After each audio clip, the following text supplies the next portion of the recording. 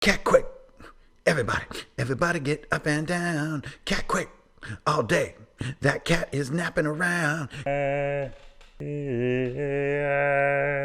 Greetings, programs. Your old buddy Ingrid Bernal, Hankrin Fernhill here, back once again with another awesome episode of Runehammer, Drunken Dragons. That's me. That's us. That's this right here.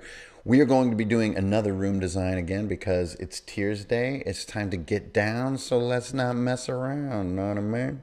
If you've been following the last few room designs, we've been following this sort of nautical theme, right? Ships crashing into rocks, nermomes, fish people, giant crab. We got some treasure chests. We got like a lost captain's log. We got all kinds of she-nans that belong in a boat campaign. All right, so we're going to keep going, but this one is going to be a room design that's going to take everything and flip it. And the principle behind this is a sort of boss encounter that can take up an entire session. What? Sounds like a hit point meat bag, bro. Yeah, a little bit of that. Let's get into the room design. This one is called Doors in the Rocks. Kick that intro.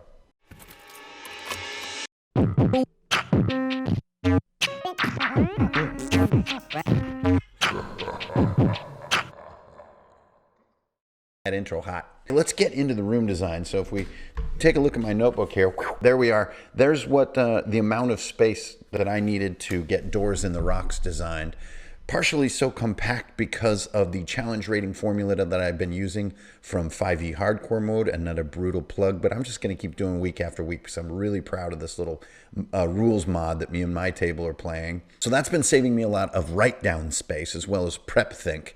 To get my monsters simpler, but also I've been sort of thinking less in specific representative mapping and more in sort of zones, and that's also been saving me. But that little compact piece right there has everything we need to run the Doors in the Rocks. Now, before we get into the details of this room design, this one is going to be absolute like centerline trap theory stuff. So if you haven't watched my trap theory videos, get back there and watch trap theory.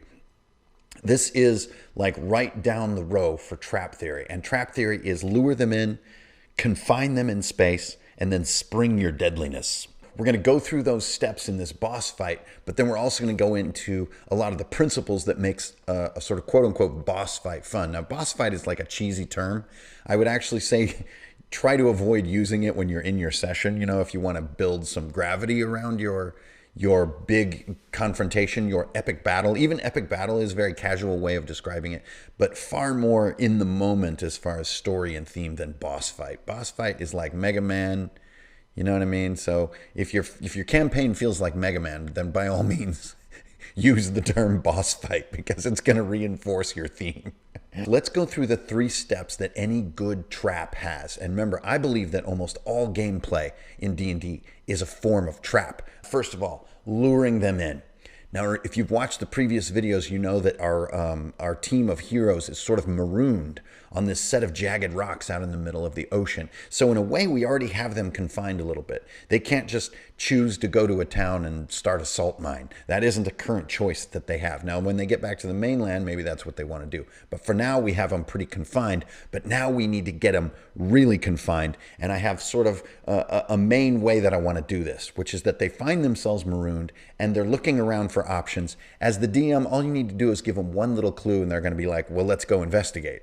Because they are in a situation where they need to find some kind of solution. They're stuck, they're stranded. And in this case, there is, and thus the title, a door in the rocks. And so they see this over there, and maybe they even have to cross a shallow lagoon. And depending on how the timing of these different room designs plays into your session, maybe that lagoon needs to have a couple of nermomes that pop up, or maybe a crab that pops up. Maybe they need a little bit of killy, stabby. Get over to this door in the rocks. They go up some creepy stairs and there's this opening and they're looking in there and you tell them there's clearly a series of large chambers in there and they're sunlit chambers, which is kind of like, whoa. You kind of look in like, what is all that? You start looking closer and then they catch a glimpse of a figure go running past this staircase and either pull a lever or pull a rope or maybe even like toss like a little, pot bomb, like a little metal bomb. And the tunnel collapses, trapping them in this chamber.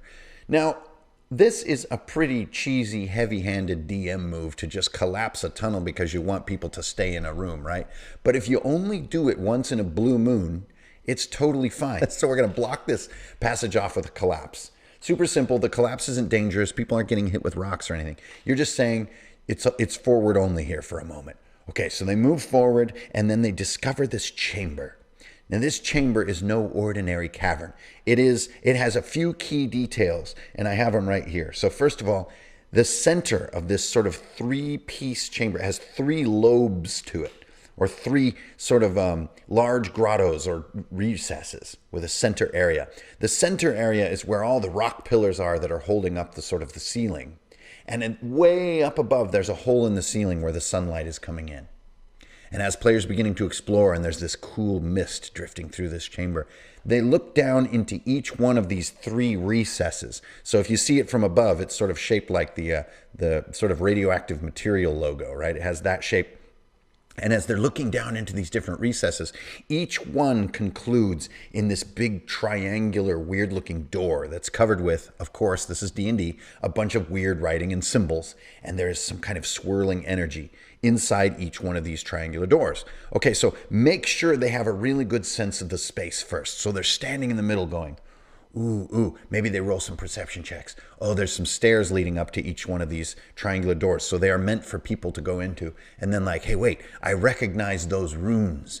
These are travel portals. They go all over the world. These are used to transport goods and people great distances. And like, oh, well, that's exactly what we need. We're stranded. Let's go try one of them out. As soon as the players sort of leave this entry mindset, like we just came in, and then they sort of go to do something else. We're going to do X, or we're going to probe deeper here or there, whatever. When they go from arriving to doing, that's when we introduce our epic bad guy. And this is what I'm calling a Warforged Manta. Dun, dun.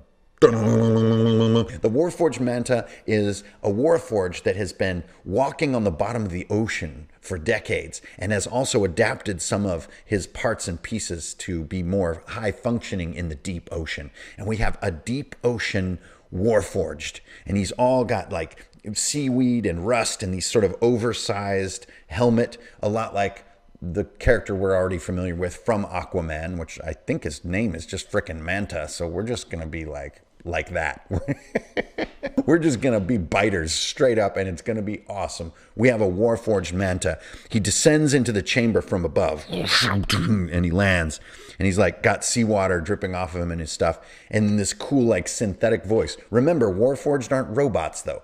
They're not driven by computer brains. They are magically conjured entities. So they don't have to talk like robots. So don't degrade your Warforged by making them sound like robots. So as he rises up, he has this sort of synthetic voice that comes through wooden vocal cords. And he's like, I have been sent by my master to destroy you. And he's like very no nonsense. And then he like unleashes his first shockwave. Now you can build your Warforged Manta however you like with different capabilities to fit your particular application. But in my case, I have 4 key abilities for him. I have intercept, crush, repair, and hold. Okay, so let's just go through each one of those really quick. Intercept is that he can move insanely fast and get to a target he wants to at any moment, not just on his move. And this is super useful if you're creative with him, but just hold on to that and think about it for a second. Next we have crush. This is just fist attack. Take his hit die, use it as his attack die, and just good old-fashioned melee attack. This is how he's going to kill mofos. You know what I mean? So next we have repair. So as one of his 2 actions on his turn, anytime he's damaged, he'll use a little bit of time to do repair. And then finally hold, which is where he'll grapple somebody.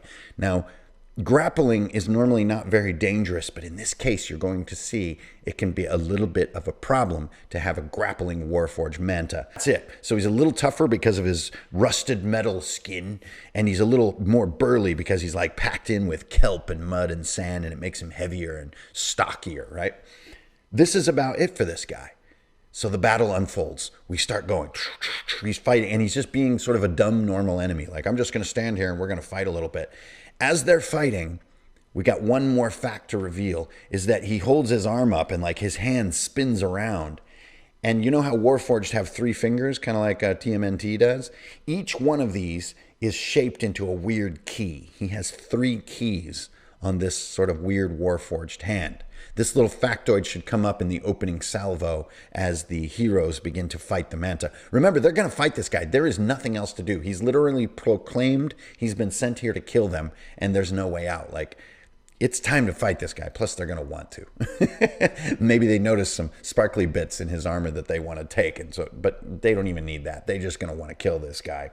As soon as the Manta has any significant attack against him, not only will he use repair, he will use interception to go, and he'll zip over to one of the doors, spins his hand, and he uses one of the keys and goes, and goes in, disappears, and then pops out another one of the portals.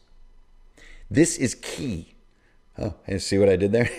This is critical is what I meant to say. This is how Manta is going to get time to work in his favor against the heroes. Anytime his back is against the wall, and usually if he's backing up from heroes, he's going to be backing toward a portal. He jumps through and appears through a further away one. The heroes are now 2 moves away or so, depending on their ability to move quickly, maybe 1 long move, but long enough for him to repair.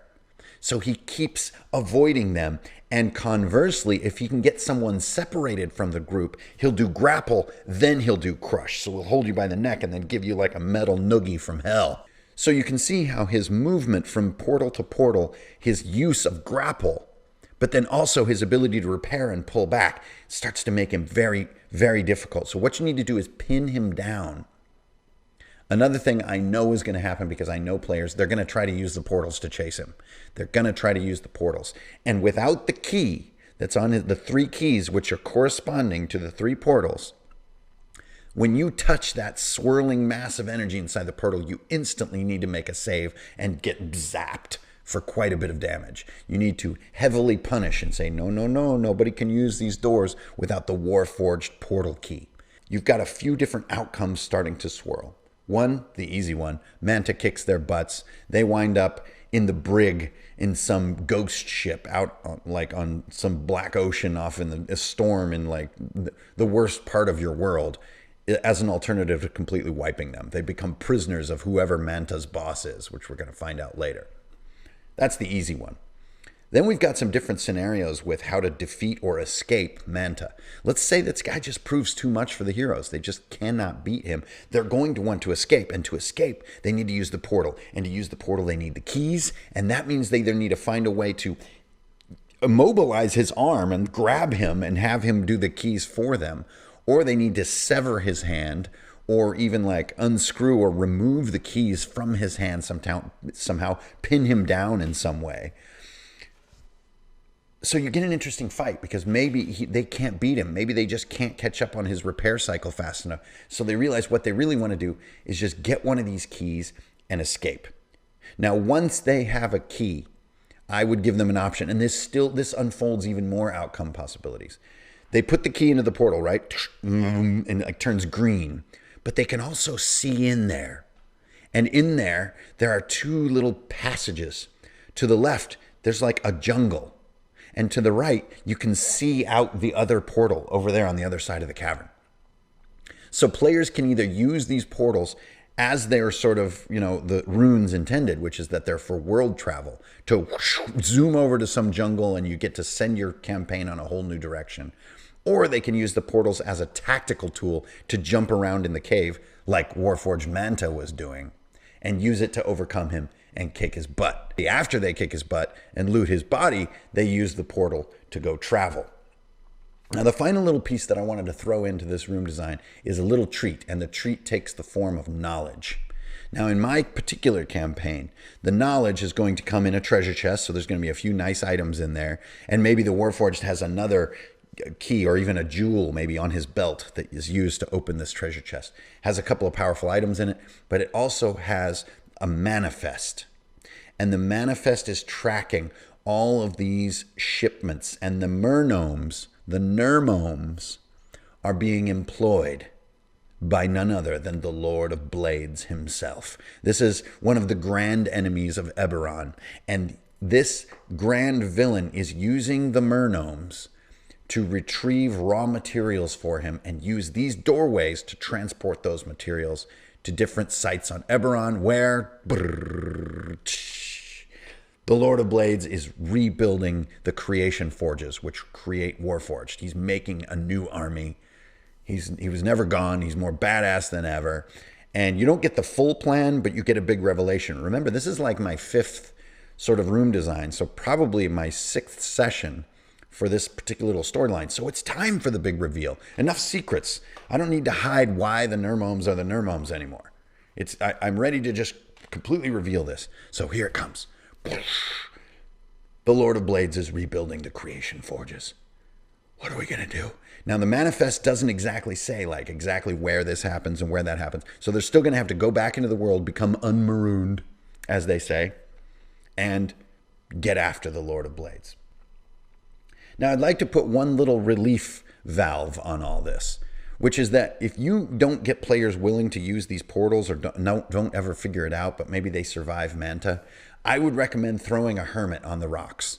There's a hermit named like Old Sloop, and Sloop lives on there. He ekes out a meager existence eating crab legs, and he has a very small boat, like a dinghy basically, with a single sail that could be used to get to a nearby island. And that's where your campaign could go next. This is what I call a release valve. This way you aren't just waiting for them to solve it the way that you want it to get solved or expect it to get solved, because that's never a good state of mind to be in as a dungeon master. Instead, it's just like, wow, that was weird. You guys destroyed all the portals. So you're totally marooned. And then it's like, all this ruckus and commotion lures Old Sloop, and he's like, hello, are there people in this old abandoned cavern? And they find a way off the island that way. But you're done with the knives. You're done with characters being marooned out here, and you're going to move on, either through a portal or on this little dinghy to the nearby island. And we can keep going with this crazy adventure that now seems like you are up against a grand villain who is getting ready for another huge escalation, which is like, classic Tolkien stuff. So that's about it. That is Doors in the Rocks. Thanks everybody for watching. You guys keep it real, don't steal. You're always going to get a deal. I'll see you guys on the internet, all right? I'm out here. Peace.